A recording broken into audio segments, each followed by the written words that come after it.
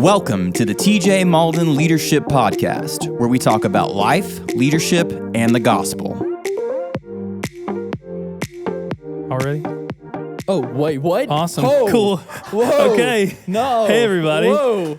Welcome to, this is the podcast number 11 on season 2. Y'all listen, I just got to tell you what's happening. Griffin is a little shocked right now because all day long and for the last week I've been like, guys, we have there's a surprise person that I'm going to get to pick their brain on the volunteer excellence and ministry ownership. And so all day the team's been like, who's coming? They've been trying to guess. They thought it was Taylor Swift for a minute, and then they thought it was my wife Tay, and then they had no idea who it was going to be. And but I've been scheming for a little while. Yeah, Griffin, I've been scheming for a little bit with Lindley because what I want to do. I have been very impressed. All right, over the last year of watching you serve in ministry, and if y'all don't know this, Griffin is Griffin, the camera guy on Instagram, I think, if you want to go and check him out. But he is he serves here at our church. He's a volunteer here. He also serves with the tech team. He runs a camera. He really has done anything that's asked of him over the last year and willing to pick up things and learn things and spend late nights learning how to edit videos. And this podcast has been part of his learning experience. A lot of the videos that you see, a lot of the clips, behind the scenes stuff, he's been a part of that, and he's been an essential part to make that happen. So today, what I want to do, because I've been honored for you to be a part of our team, and I know you're leaving in July, going to UGA. You're from Gainesville. I am, and you're a middle child. And so, tell us a little bit about how you got to Tifton, really quickly. How you got to Tifton. We're going to get into the volunteer stuff, but tell us a little bit about you, your family, and just background fast, and then fast forward us to here in Tifton. Well, all right. Well, I'm honored to be on the team, TJ. Appreciate this. Yeah. This is a big surprise for me. But I grew up in the church with my dad. He was my Sunday school teacher for 4th and 5th grade. Oh, that's cool. And my mom was our pre-K teacher. So we grew up in the church, and then I've been in the church since then, and then we kind of fell out of it because I moved schools and everything, so that was kind of, moving high schools was rough for that. And then coming to Tifton was a big one. It was a God moment, really, because I had never heard of ABAC or Tifton, Georgia in my life. Most people, Abraham Baldwin Agricultural College doesn't really rank up there on like the places that people think of when they think about going off to a college. Yeah, that was... Though they should, because it's an amazing. It's an amazing university, amazing school. I would stay here if they had my major, but they don't. But I got a letter in the mail that says I'm eligible for a scholarship for ABAC. Never applied, never nothing. And I'm like, because I had no idea where I was going, what I was doing with my life. Gotcha. So I'm like, hey, Mom, you know this place? And somehow my grandpa's neighbor from Eastman, Georgia, went there. Really? Back in the day, yeah. So he went there, and Mom was like, oh, yeah, Farmer Larry goes there. You rode on his tractor back in the day. So I knew old Farmer Larry, so he's the reason I came to ABAC. So you get to ABAC, and we can explore your faith journey with Jesus if you want to a little bit.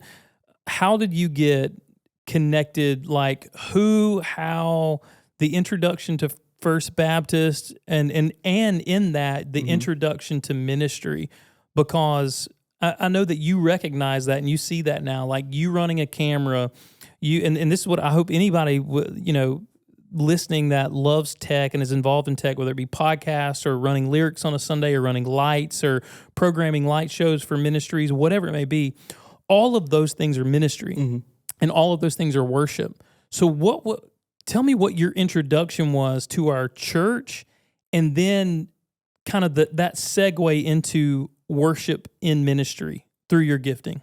Well, it has to back up to 12th grade. My sister's in college. She goes to UGA, and she's part of the Wesley program up there. Okay. And that really showed me, her and her friends, how important it was to be plugged in to a church or a college ministry, because I met some of her friends, and they were like some of the friends I wish I had. Gotcha. So I'm like, okay. So for you, it was you saw community, the community that you could get from being a part of a Christian organization that really helped facilitate and foster more of your faith walk and enhanced your journey. So you weren't necessarily looking for somewhere to serve. You were looking for relationships. I was looking for friends because Gotcha. I went to a little private school and no one was there. Okay. So I was looking for like-minded friends, and I'm like, and I saw through my sister that ministry or college ministry is the way to go to find those friends. So I hear about ABAC because somehow another person from Gainesville came down here. My neighbor from back home, didn't know her until I got down here. She was like, hey, there's this place called Red Door. You should come. So we both come together first time, and we drive up to Red Door. Okay, so for those that are listening that they have no idea what Red Door is, give us a snapshot from a college kid's perspective of what the Red Door is. Red Door is... When do they meet? What do they do? Tuesday nights, 7 o'clock, free dinner. They feed us really good. They have home-cooked meals, and then we worship in the Word after that. Cool. And that's where we all meet. And it's just a big fellowship time because we eat and we talk and then we worship together. It's a real good time. So in Red Door, through Red Door is where you started being introduced to the ministry team here and the opportunity to volunteer. Now, did that start with a mission trip to Jamaica, or was that afterwards? That was before. That was before. Okay. Yeah, I walked in. This is the third night of Red Door, and there was a slide on the screen that says, interested in media, contact R. Pearson at FBCTifton.org. And I'm like, who is that guy? So I find this man in charge named Matt, who we saw him on stage before. I'm like, hey, do you know who this R. Pearson is? And he introduced me to Robbie. And turns out Robbie, he went to... Long live the Robster, man. Yeah, he was also from Gainesville. Yeah. So I met him, and he's like, oh, you want to serve? So I'm like, yeah. So he just gave me a camera and said, have fun. Awesome. And I had no idea what I was doing. So you had no idea. So no.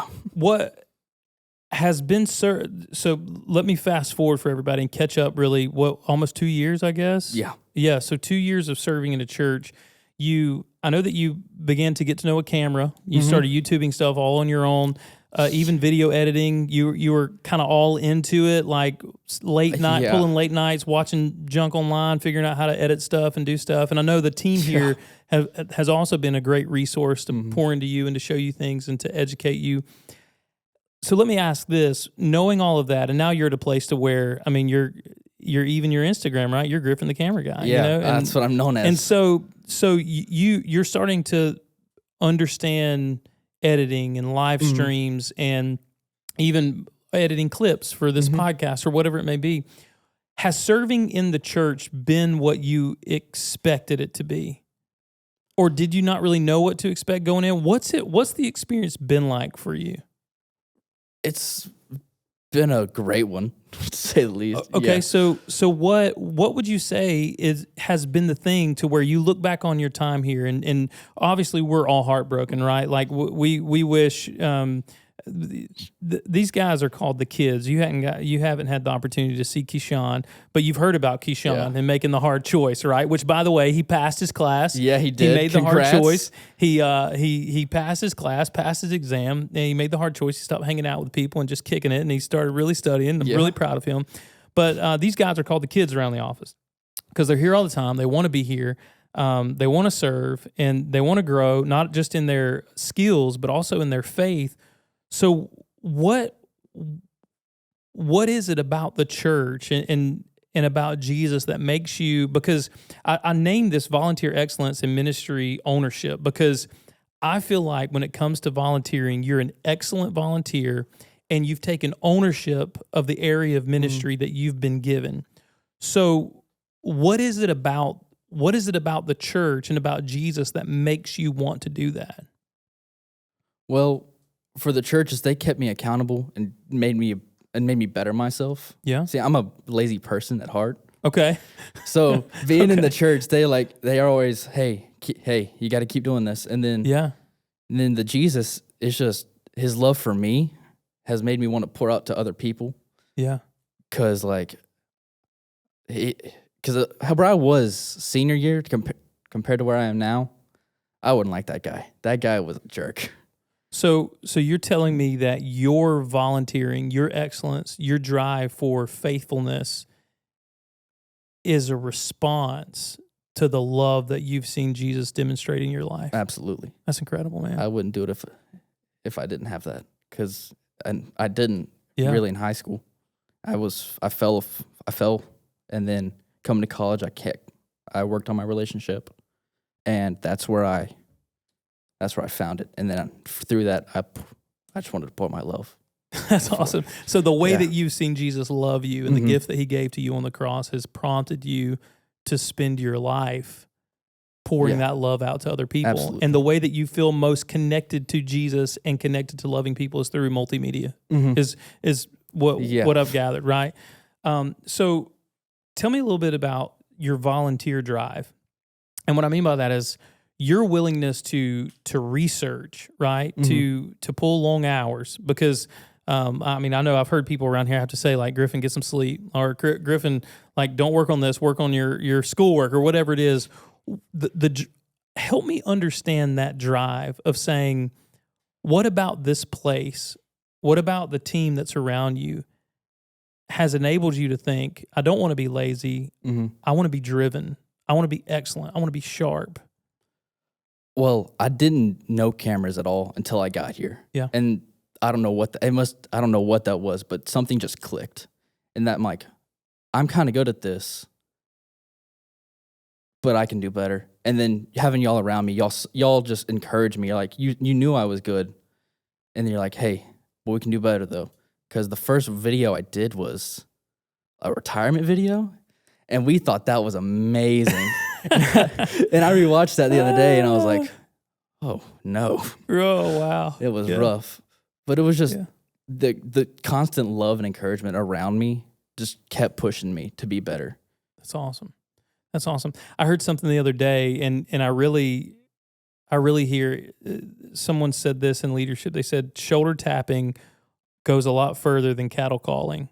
Just tapping someone on the shoulder, coming close to them, encouraging them, celebrating them, being close enough where you pat them on the back and say, hey, you're doing a great job. Here's some areas I could see you could improve, whatever it is. Being in close relationship and encouraging someone rather than just from the platform, your leadership platform, or from literally the pulpit platform saying, do this, this, this, and this to get better.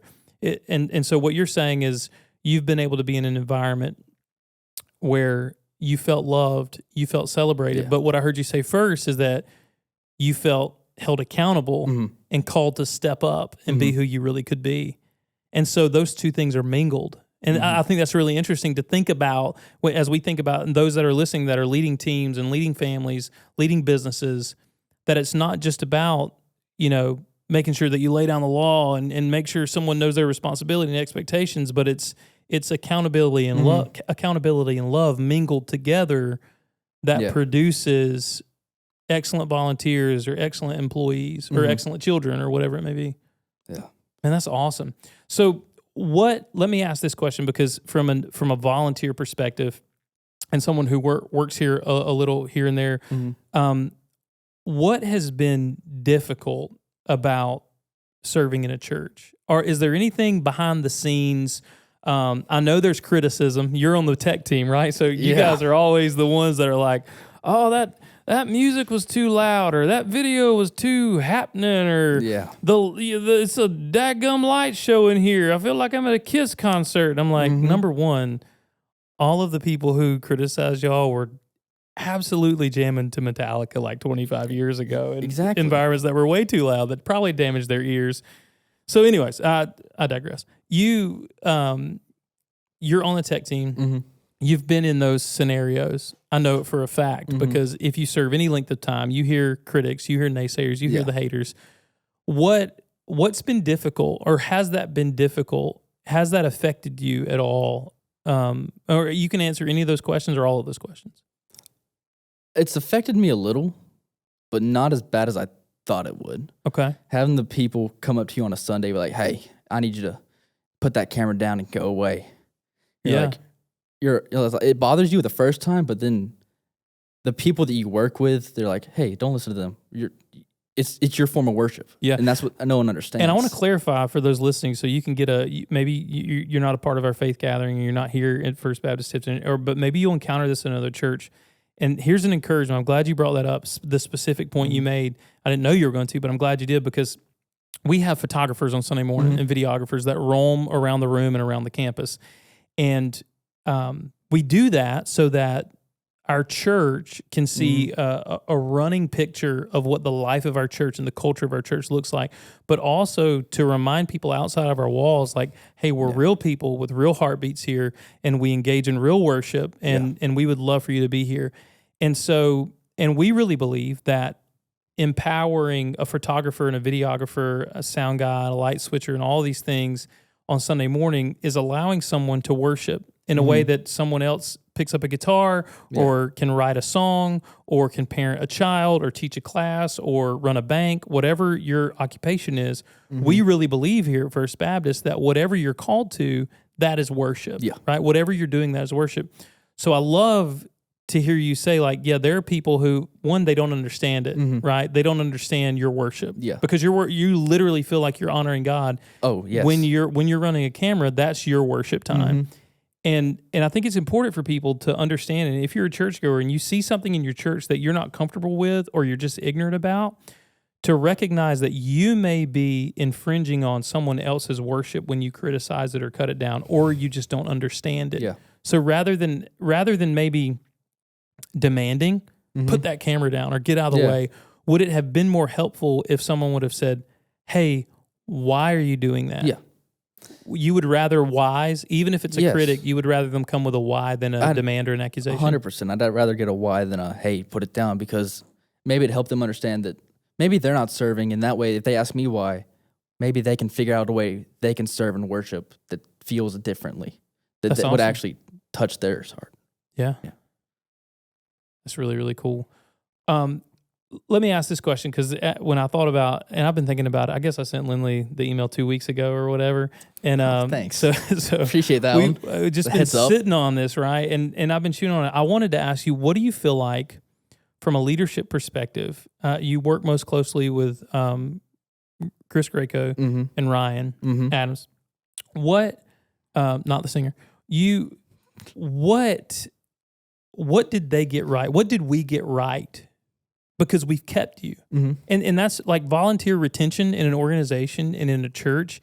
You've seen it being a part. People come and go. It's a Ferris wheel, merry-go-round, what do you want to call it? It's something that spins that people get off of, okay? And so what has been the thing, like what are some things maybe that we got right, that if there's a pastor or an employer or someone listening, it might be helpful or beneficial to them in their ministry? Oh, the biggest one is they let me mess up, but it was my idea. Like, they let me have free reign over things. They're like, hey, can I try this? I go, yeah. And if I get it wrong, it's not a scolding or anything. Let's try that next time, but do it better. Oh, I got you. Okay. So, God, I love that, Griffin. So what you're saying is one of the things that we've got right was allowing you to fail forward, like to make mistakes. And so you're not afraid to make a mistake. No. You're not afraid to experiment. You're not afraid to try new things because there's a security.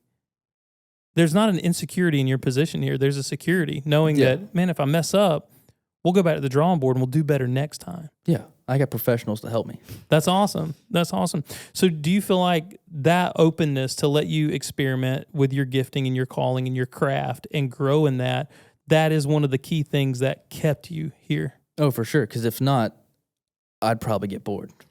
Yeah. Yeah. So bored, or do you think maybe disheartened? Like you think if... It lack of trust is what it would feel like. Got you. Like they didn't trust me enough to let me do it. That's really cool. That's really cool. So how has it, let me ask this question. You serving in a church, you sing behind the scenes. How do you feel like, I mean, you've been in college this whole time. You're a college student, and most college students... I try to be. Well, yeah. I mean, we hope you are. You got into UGA, and you're leaving us in July, so apparently you're a decent college student, right? Anyways, I'm so excited that he's leaving and totally broken at the same time. So here's my question. And this has to do with both your gifting and the grace of Jesus on your life through the call of salvation.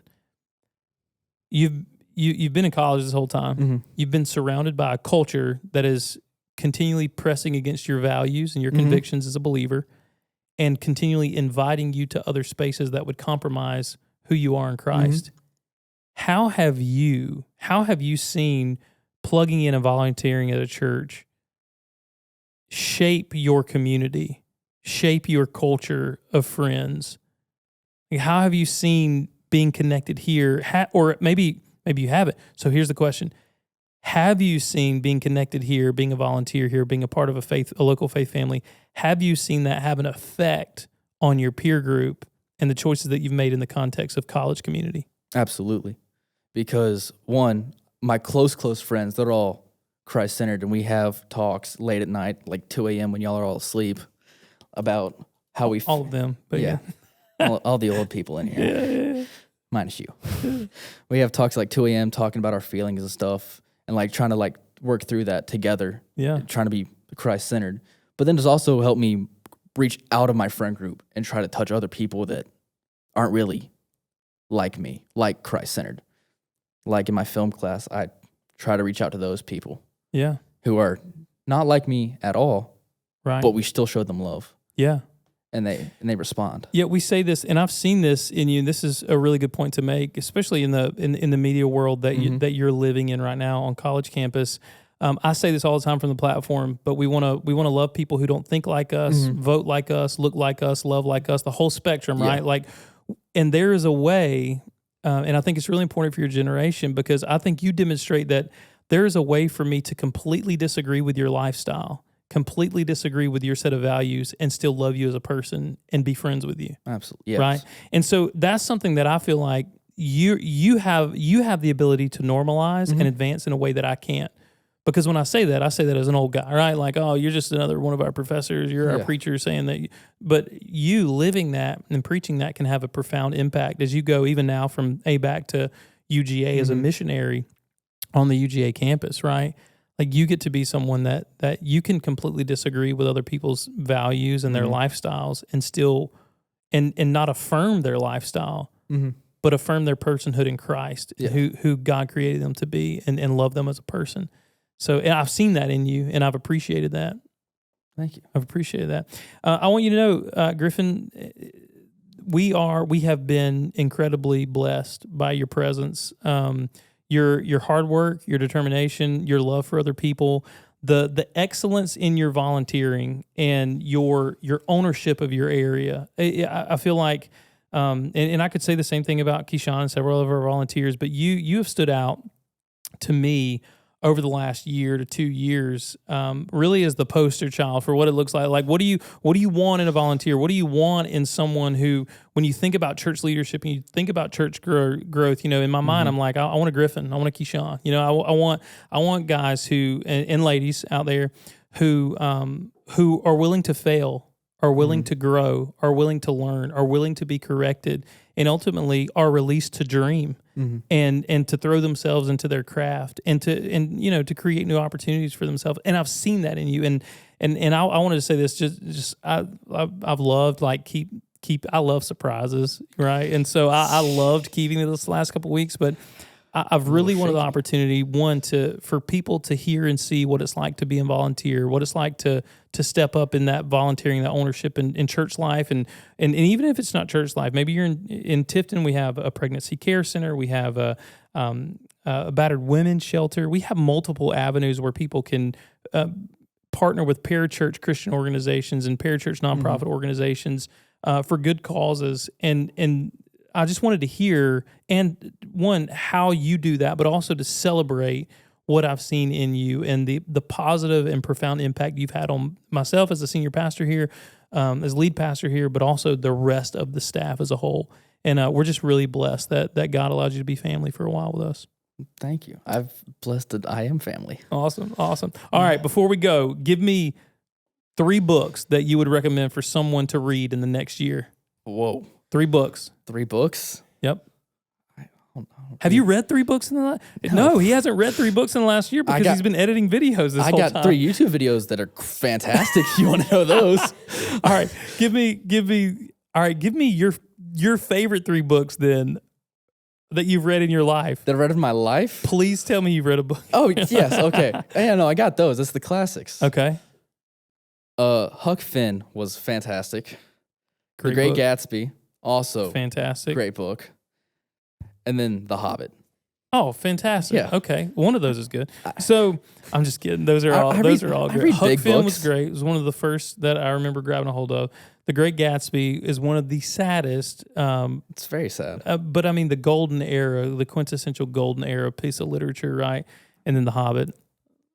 It's The Hobbit. It's The Hobbit. I mean, it's gotta know. not it's not Hogwarts, but it's okay. They and have a cooler wizard. So the last thing, no, two things. I'm gonna give you two things. Your favorite meal?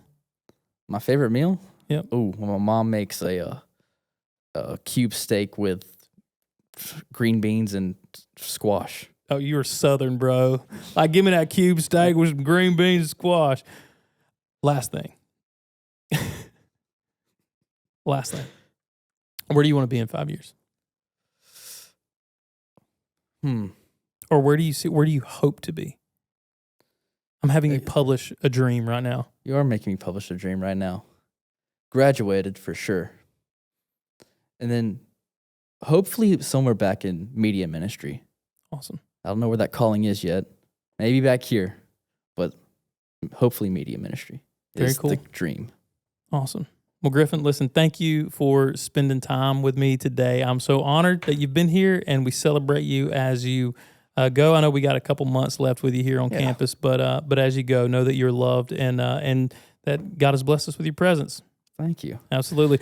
All right, y'all. Listen, if you have questions about volunteer excellence or ministry ownership, or you want some resources, some great books that we could recommend, just shoot us an email, or we'll even attach some of those books in the show notes. So make sure you check those out. We love you guys. Thanks.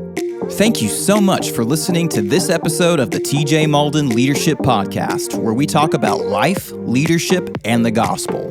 If you enjoyed this episode, share with a friend.